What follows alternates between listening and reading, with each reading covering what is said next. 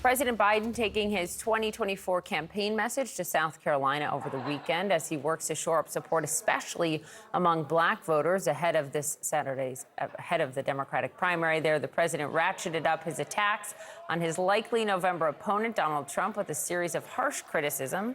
Here's a sampling. You're the reason Donald Trump is a loser. And you're the reason we're going to win and beat him again. Donald Trump, when he was commander-in-chief, refused to visit a cemetery, U.S. cemetery outside of Paris for fallen American soldiers. And he referred to those heroes, and I quote, as suckers and losers. He actually said that. He said that. How dare he say that? How dare he talk about my son and all of us like that?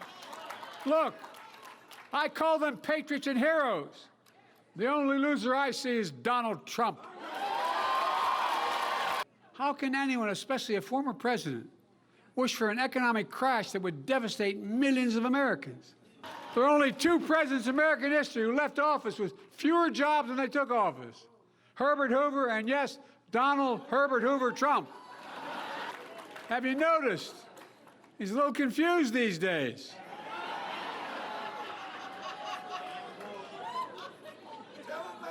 He apparently can't tell the difference between Nikki Haley and Nancy Pelosi.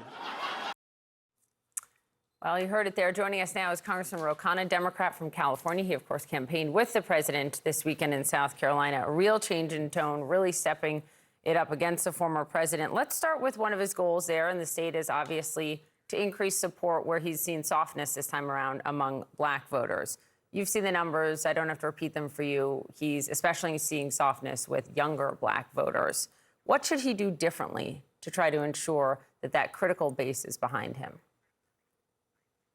Well, first of all, the president brought the House down on Saturday night. This is the first time that he's really drawn a contrast with Donald Trump, and it was very effective to say that he has delivered for working and middle-class Americans.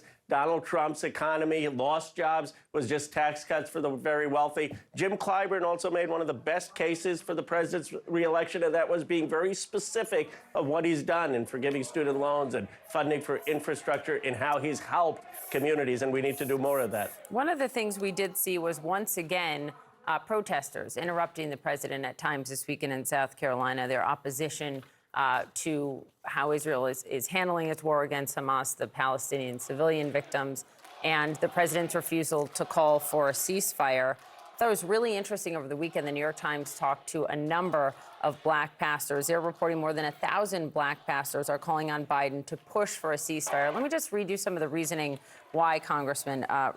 The Reverend Frederick Haynes says what they're witnessing from the administration in Gaza is a glaring contradiction to what we thought the president and his administration was about. Reverend Cynthia Hale from Georgia says we see them, meaning Palestinian civilians in Gaza, as part of us. They are oppressed people. We are oppressed people. Are you concerned? Because you've been calling for a ceasefire since November. Are you concerned that this is really going to hurt the president's chances? Well, first of all, I think we have to look at the morality and the substance. And I appreciate the young people who are speaking out for a ceasefire and release of all hostages. I appreciate faith leaders who are speaking out for that. My heart today goes out to our 3 service members who were killed. And of course, the president needs to take appropriate action to bring the perpetrators to justice. But we also need to de-escalate in that region, and having a ceasefire with the release of all hostages would do that. I spoke to that candidly when I spoke after the president, and I said, I am for a ceasefire and release of all hostages, but this president is our best chance to get 2 states, to get a Palestinian state of equal rights, and to get peace. Look, and you have said how blunt you've been with the administration calling for a ceasefire. You said, quote, we're isolating ourselves from the moral leadership of the world. We see this really at almost most, if not every event that he is speaking at, Congressman. Do you get a sense from the administration, maybe the president in private, that he is more open to a ceasefire now than perhaps even a month ago? Or do you not think this happens?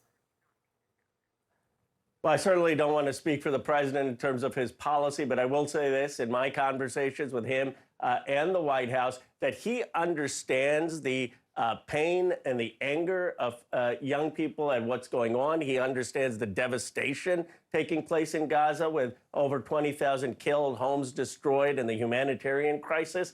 And he's committed to trying to bring peace in the region. And I applaud young people. Some people in my party say, oh, why are they coming out? It's a political event. You have the right in this country to speak your mind. And I think we have to listen to them. I think we have to engage them. And then we have to make the case for why we need to unify around this president and why that's the best for peace and for the economy. You mentioned the 3 U.S. service members and more than that were killed in that drone attack over the weekend in Jordan, and more than 34 injured. A handful of Republicans, especially in the Senate, are saying it is time for this administration to strike Iran, not just the proxies, but to strike Iran. John Cornyn saying target Tehran. You have others like Lindsey Graham and Roger Wicker, not mincing words, being very clear. What do you think an appropriate response is? Are those Republican senators wrong, or is it time to hit Iran? They're wrong. And you know who hasn't said that is Donald Trump, because this country doesn't want us in another Middle East war. I can't imagine that would be a popular platform for Trump to run on. I mean, this country is weary of, after the Iraq war, after 20 years in Afghanistan, of getting into another war. Now, my view is that the president will be judicious. He has said clearly that the people who killed our service members need to be brought to justice, and he will take appropriate action without escalating this into getting us into a long Middle East war. He's also been clear answering a reporter last week that so far the strikes have not been a deterrent. So the question is, what can you do differently now that would be? Before you go, I do want to get you on the immigration deal. Your Democratic counterpart in the Senate, Chris Murphy, told Dana Bash on CNN yesterday that we may be able to see the legislative text of a bipartisan border security bill this week. A couple of things that sources tell us that it would do: give the president a lot more authority to shut down the border if border crossings hit a certain threshold. It would do other things like reforming the asylum process. House Speaker Mike Johnson says it is, quote, dead on arrival in the House. Do you think this thing is dead on arrival in the House if it can get through the Senate? I have concerns. Look, we need border security, but that means putting more border patrol agents there, having more immigration judges, having more immigration lawyers. And the fact that the Hispanic caucus has not been involved in the conversations, the fact that many in the Democratic caucus haven't been involved, gives me concern. And what I'll tell you is that the House Democratic caucus isn't just going to rubber stamp. Support it? Well, I don't know what's in the deal, but from what the public reporting is, I have concerns that it's not going to be effective. Now, and I would want to make sure that the House Democratic Caucus gets involved. I think it would be a mistake to assume that we would just rubber stamp it. This is very different than infrastructure or other things coming out of the Senate. And I would encourage the Hispanic caucus, Latino senators, Progressive caucus, others in the House caucus to be involved in the conversation. Congressman Ro Khanna, thanks very much for your time this morning.